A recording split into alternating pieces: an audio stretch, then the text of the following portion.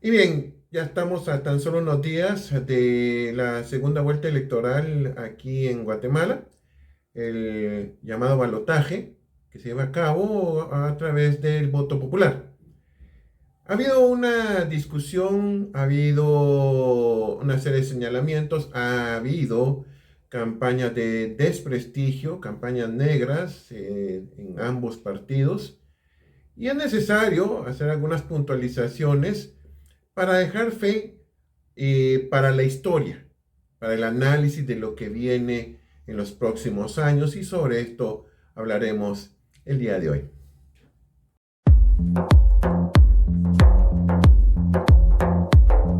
Antes que nada, y perdonen que de repente vayamos a distorsionar por un momento las máximas verdades que se están manejando en esta campaña de propaganda. Punto número uno, para los simpatizantes de Semilla, ser enfáticos en lo que voy a decir en este momento. La UNE, el partido UNE, no es de derecha. Y para los unionistas, Semilla no es comunista. Y siendo aún más disruptivos, hay que señalar que, si bien es cierto que mucha de la derecha desperdigada luego de la primera vuelta, sí, en efecto, junto con algunas comunidades evangélicas, sí están apoyando la propuesta de la UNE. ¿Sí? ¿Y por qué?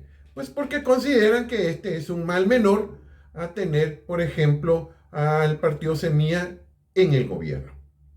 Por otro lado, también es necesario puntualizar y ser enfáticos en el señalamiento que, si bien es cierto, Semilla no es un partido comunista, es cierto que muchos partidos de izquierda, la más fanática, los que sí plantean el tema de la legalización del aborto, los que sí plantean el tema de los derechos LGTBI, los que plantean los cambios profundos en la estructura del Estado, cambiar completamente la estructura del Estado, los que sí piensan en el tema de hacer, cuestionar la propiedad privada del Estado, es cierto, sí están apoyando al partido Semilla. Esto hay que tenerlo bien claro. Otra de las máximas que se está manejando con relación a la campaña es el tema de la corrupción, ¿sí? Que si el partido UNE tiene sus antecedentes claramente definidos en el tema de la corrupción, y si el partido Semilla, obviamente, al no haber hecho gobierno, pues no está comprometido o no tiene señalamientos de corrupción. Y esto hay que dejarlo bien claro.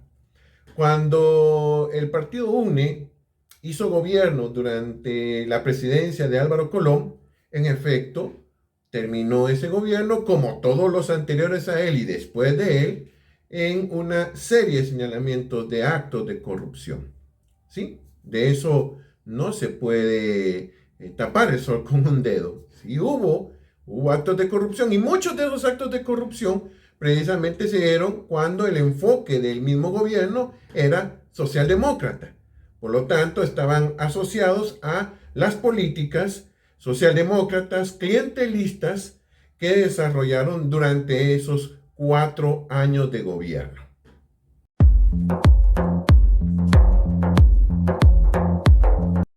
Ahora bien, por el otro lado, se diría que Semilla no tiene antecedentes corruptos. Sin embargo, yo creo que hay que aclarar aquí una minucia. Hay una minucia. Gran parte de la dirigencia de Semilla deriva de dirigentes de organismos multilaterales, de ONGs, incluso el ámbito académico. Este es un partido esencialmente pequeño burgués, dicho en términos marxistas.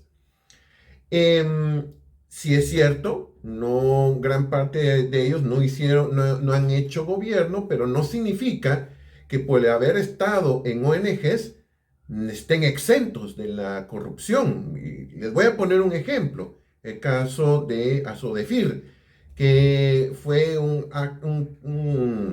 caso muy discutido, muy platicado, que incluso tiene a una de las dirigentes más reconocidas aquí en Guatemala, como es Carmen de Rosa de León Escribano, en el exilio, asumiendo de que esto es una cuestión de carácter político. Pero esta acusación sobre el mal uso de fondos dados por la AID no solamente le implicaba a ella, implicaba a una serie de personas que habían estado en ONGs. Y este no es el primer caso.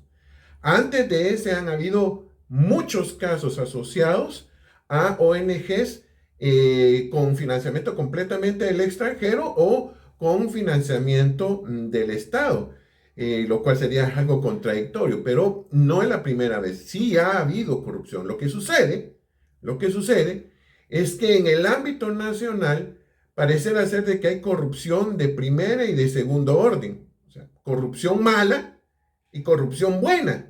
La corrupción mala en la que se lleva a cabo desde el Estado a partir de un partido político que detenta el poder, y la corrupción buena pareciera ser es la que se lleva en esos otros ámbitos fuera del Estado, pero por tener, digamos, objetivos más loables, pues se deja por un lado. Y es por eso que sobresueldos, es por eso que actividades que no tienen fundamento o incluso el desvío de fondos directamente para financiar partidos políticos de izquierda desde la cooperación internacional, se consideraría eso como una corrupción buena. ¿Por qué? Porque el objetivo final era bueno. Y no, corrupción es corrupción. Las dimensiones serían en todo caso la diferencia, pero es corrupción.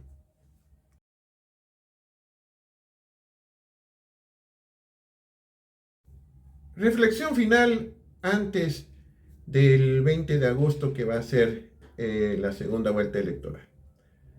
Y para la historia, esto no es una lucha entre partidos de izquierda versus partidos de derecha, entre una derecha mala que ha detentado el poder a lo largo de 70 años y las virtudes de un partido político sin mácula, sin señalamientos, blancos o mejor dicho, puros como la leche, y eso obviamente no corresponde a la realidad. Estamos hablando de dos partidos políticos, uno que nace en la izquierda y que luego en la actualidad ha llegado hasta el momento al lugar en donde está, haciendo ofrecimientos y alianzas que están utilizando un amplio espectro clientelista de ampliación del Estado. Y eso obviamente correspondería a una plataforma de izquierda, una izquierda que desde mi perspectiva es más populista. Pero por otro lado, y fuera el tema de la desinformación y las campañas de desprestigio que en los últimos días hubo con relación a los planteamientos de Semilla, sí hay que ser bastante claros en el señalamiento de que Semilla sí es un partido que está ampliamente identificado con la agenda globalista. Y obviamente no lo van a decir en este momento, porque eso, ante la animadversión que hay en el contexto de los votantes, pues podría restarles votos. Pero sí lo son. Lo son. ¿Y por qué? Pues entre otras cosas, como decíamos antes, muchos de sus funcionarios han pasado por Naciones Unidas, han pasado por una serie de organismos multilaterales y ONGs, etcétera, y el compromiso que tienen para desarrollar eso es precisamente lo que está permitiéndoles a ellos ahorita obtener financiamientos, reconocimientos y demás, incluso por parte de esa pequeña casta intelectual que está poniendo las manos al fuego por ellos. Por lo tanto, esto es un quiebre en cuanto a la tendencia que llevamos desde hace al menos 2 periodos presidenciales, casi 3, en relación a cómo estábamos llevando. Son dos partidos de izquierda, dos partidos de izquierda. ¿Y qué es lo que nos corresponde a nosotros? Lo que nos corresponde a nosotros es elegir entre estos dos. ¿Sí? Podríamos decir el mal menor. Pero yo quisiera creer también que podríamos elegir en función de ver qué es lo que nos corresponde para los próximos 4 años y comenzar a pensar en resistir. ¿Qué significa resistir? En este caso es ser completamente claros de que más que antes el ser ciudadano responsable también implica el enfrentarse al poder que cualquiera de estos dos partidos políticos va a tener y comenzar a plantearnos que no es a través del clientelismo, no es a través de estar regalando cosas, no es a través de estar agrandando el aparato del Estado con que vamos a salir de la pobreza que tenemos nosotros acá, sino es a través, en todo caso, del trabajo y del emprendimiento que cada uno de nosotros haga y de la responsabilidad que nosotros tengamos con la sociedad. Así que la cita es el día de las elecciones y la responsabilidad, más que con un partido, es con la democracia. Muchas gracias. Gracias amigos por haberse suscrito. Espero no estarlos decepcionando.